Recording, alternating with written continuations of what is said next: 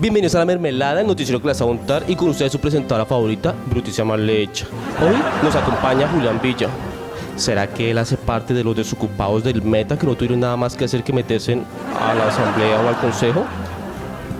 Brutícia, ¿cómo está? Muchísimas gracias a los televidentes, a la audiencia de La Emancipación. Y bueno, no, ni más faltaba. Hacemos parte de un colectivo ambiental que viene haciendo un proceso, adelantando procesos, digamos que orientados por una visión y una preocupación por el planeta, por nuestra interacción.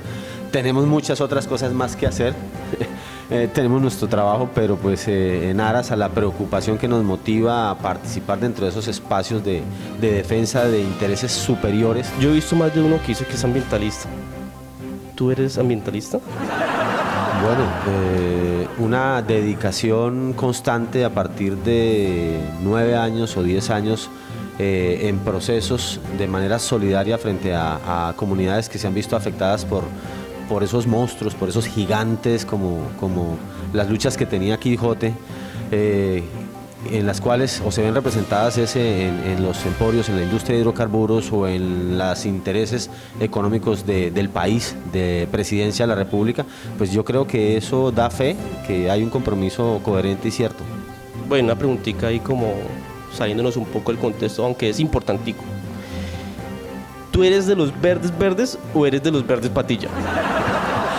Sí, lamentablemente, digamos que han hecho esa separación de las listas del Partido Alianza Verde. Yo me considero un verde de verdad. Actuamos en coherencia, en la lucha anticorrupción, nos desvinculamos o nos desconectamos de los sectores que han patrocinado ese tipo de situaciones, desde lo económico, de sectores que se dejan financiar por el narcotráfico y por intereses económicos para blanquear dinero, para manejar dineros ilegales, y de otros sectores, de los sectores políticos también, de las casas políticas tradicionales que acostumbran, digamos que irrumpir en las campañas y en los procesos políticos para cooptar a los líderes. ¿Qué me puedes decir acerca sobre la anticorrupción? Porque también abanderan ese propósito de llegar a la asamblea o al consejo que supuestamente van por la anticorrupción. Bueno, dentro de lo que nosotros proponemos es seguir actuando desde el ejercicio político, porque ha sido nuestra constante. Todo el tiempo estamos trabajando frente a ese tipo de situaciones. De este proceso político no se sale de eso, seguimos dando debates. Por ejemplo, a principio de año iniciamos un debate haciéndole seguimiento con la Procuraduría al plan anticorrupción de Cormacarena, y estamos en ese acercamiento con la Procuraduría y con la Corporación Control Interno para hacerle seguimiento a posibles rutas que de pronto ellos no han evidenciado o que de pronto sí conocen, pero no han podido hacer lo suficiente frente a posibilidades de rutas de corrupción al interior de la corporación.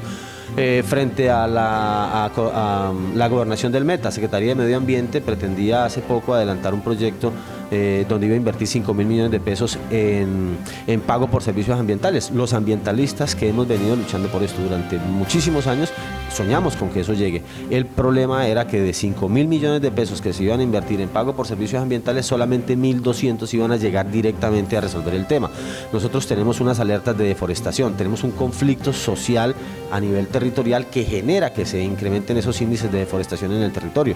Entonces, el no incidir, el que los dineros se pierdan, se extravíen por ahí en algunas otras rutas, pues nos genera la preocupación y nos hace actuar frente a ese tipo de temas. Por eso se crea o se promueve la creación de la mesa para el seguimiento a los PSA, pago por servicios ambientales, y esperamos que desde la Secretaría de Medio Ambiente Departamental podamos hacer parte de ese proceso y hacerle seguimiento a los recursos que lleguen a partir de la gobernación del Meta, a partir de los diferentes órganos nacionales o de la empresa o también de aportes internacionales.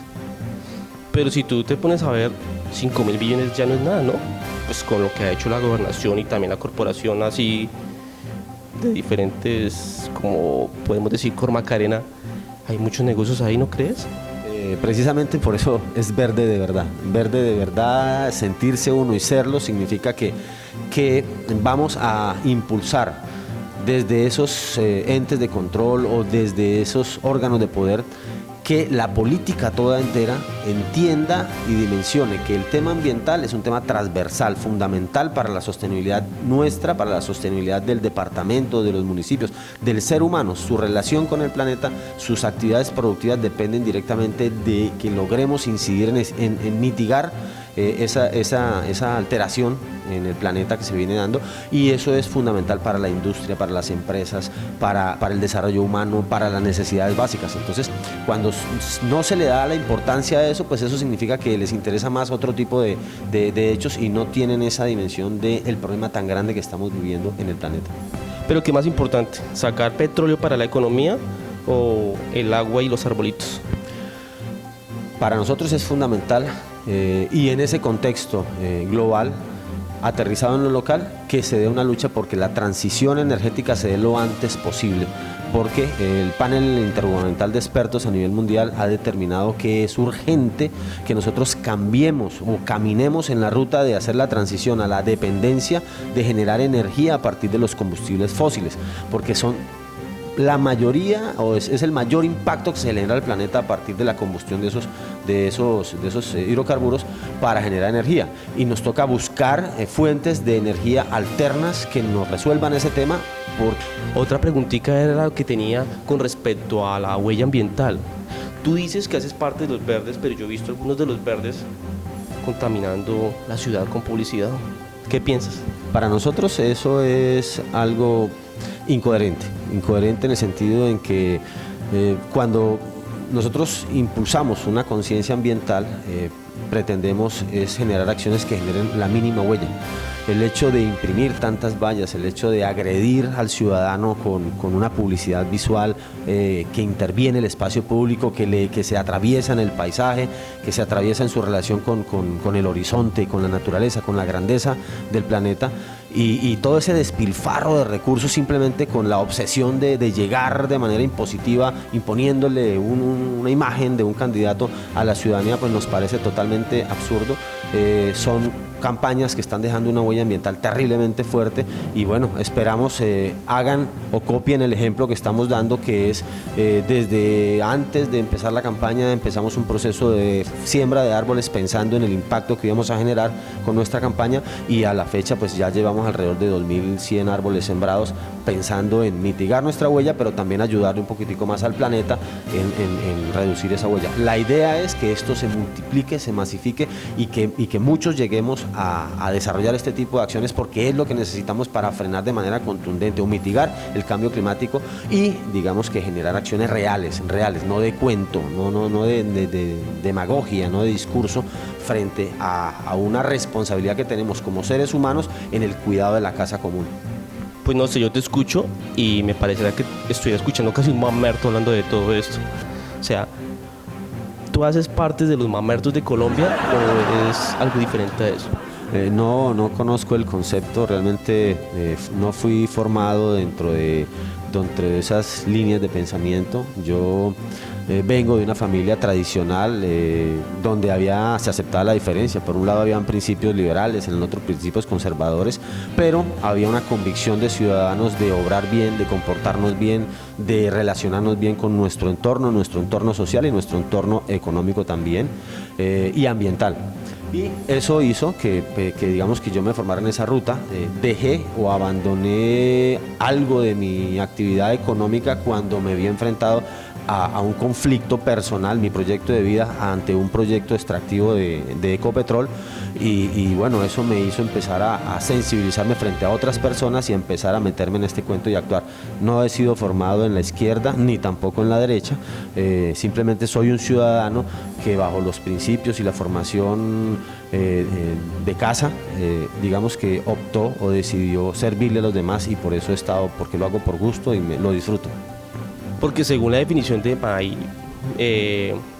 nuestro queridísimo Vice President y toda su bancada del Centro Democrático, dicen que el mamerto prácticamente son los que se meten dentro de la economía de Colombia, y pues tú te estás metiendo en la economía extractiva.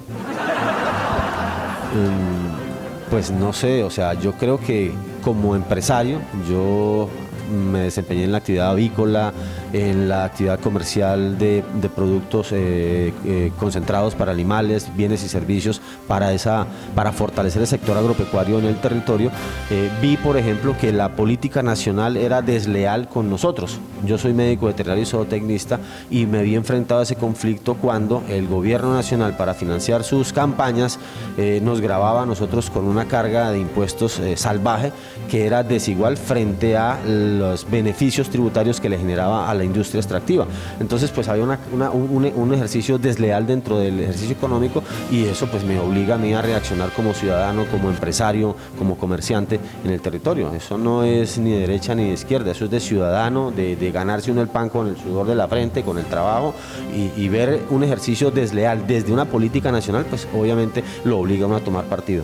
De pronto dentro de esas análisis y cuestionamientos que haces, ¿tú qué preferirías, tomar agua o tomar petróleo? Ay, ahora me estás preguntando a mí. Pues no sé. Pues de tomar, obviamente tomaría agua. Pero es que el petróleo alimenta la economía aquí del Meta. Entonces, no sabría de pronto de qué otra forma podríamos alimentar la economía aquí en el Meta. No, existen muchos sectores. El Meta tiene una vocación y la ciudadanía en el territorio viene reclamando eso. O sea, la ciudadanía tiene eso por tradición cultural, el trabajo en la agricultura, en la ganadería, y se generó a partir de un proceso de comprensión la expectativa de volvernos un centro de desarrollo económico a partir del turismo. El turismo en sus diferentes fases de desarrollo, el turismo ambiental, el turismo recreativo, el turismo de deporte extremo, ahí los escenarios, el turismo cultural, el turismo geriátrico, el turismo infantil, el turismo institucional educativo, ¿sí? También toda la investigación que se puede hacer, y hay turismo alrededor de eso, el turismo de avistamiento de fauna nativa, de avifauna, o sea, hay muchos procesos, el turismo de trabajo, de labor cultural tradicional. Existe una gama impresionante de actividades alrededor del turismo que pueden llegar a ser sostenibles, y es una de las economías más fuertes del mundo. Y lamentablemente, por ejemplo, la industria de hidrocarburos está haciendo vertimientos inadecuados en el territorio, las aguas no las están tratando de manera adecuada, existen infinidad de denuncias frente a eso, está haciendo contaminación del aire, el 36% de los gases de efecto invernadero emitidos por el territorio son provenientes a partir de la industria de hidrocarburos, de las TEAs, de las tractomulas, de sus procesos productivos. La pérdida de biodiversidad. Encontramos, por ejemplo, en una investigación reciente de Unillanos que publicaron que la leche de las vacas del Meta contenía hidrocarburos policíclicos aromáticos, que eso es gravísimo. O sea, que ya salga a través de la leche de las vacas, pues es gravísimo, porque significa que el suelo está contaminado, que eso está haciendo transición a través del pasto a todo el sistema digestivo del animal, y está pasando por sus glándulas y está siendo excretado a través de la leche. Entonces son niveles altísimos de contaminación que la industria extractiva está dejando en el territorio, y lo que ellos pagan, no mitigan el tema ni lo compensan, no lo están haciendo, y lo que ellos pagan en regalías se está yendo en inversión en infraestructura, pero ellos se tienen que ir porque los yacimientos se agotan, ellos se van en 20, 30 años o 40 años, o cuando la norma internacional defina que tenemos que suspender la dependencia de los hidrocarburos, que eso es mucho más posible que se dé reciente. Se van a ir, y el territorio va a quedar con las aguas contaminadas, con el suelo contaminado, con todo nuestro ecosistema contaminado. ¿Y cómo vamos a producir? O sea, ¿qué vamos a producir frente a eso? Eso es gravísimo. Entonces, todo el sistema productivo local, la biodiversidad, el potencial en desarrollo turístico se está viendo afectado por ese tipo de industrias, y por eso creemos conveniente, de la mano de ellos, empezar a hacer la transición, que ellos se vuelvan la empresa que impulse la transición energética. Pues no sé, pero me doy cuenta de que tú no haces parte de los desocupados que se lanzó a la Asamblea Departamental del Meta. Y pues viéndolo ya, yo creo que llegamos al final, y agradecemos a las personas que están viendo el video, y también agradecemos a Julián por habernos acompañado en esta emisión de los desocupados del Meta, aunque no te veo como un desocupado. Muchísimas gracias, Bruticia, muchísimas gracias a la Emancipación. Quiero recordarles, estamos haciendo una invitación el martes 3 de septiembre en Acacía. Se adelanta una audiencia pública ambiental que solicitamos como terceros intervinientes dentro de ese proyecto, para hacerle seguimiento y para tratar de que Cormac Arena no le autorice a Ecopetrol a ampliar un vertimiento que ya tiene, que debió haber sellado ya hace algún tiempo, al río Guayuriba, que lo tienen 36 pulgadas de aguas de producción de hidrocarburos, y lo quieren ampliar a 42 pulgadas de producción. Aguas que por las denuncias que se hicieron a principios de este año por la ruptura de toda esa línea de conducción, afloró a potreros en Acacías. Esas aguas supuestamente tratadas de producción, aguas de producción tratadas, pero dejaron la huella en el potrero de trazas de hidrocarburos. O sea que no tienen el tratamiento adecuado aún esas aguas y que no están cumpliéndose los protocolos rigurosos digamos que de purificación de esa agua para poder soltarla al territorio. Bueno, muchas gracias, hasta luego y nos vemos en la próxima emisión.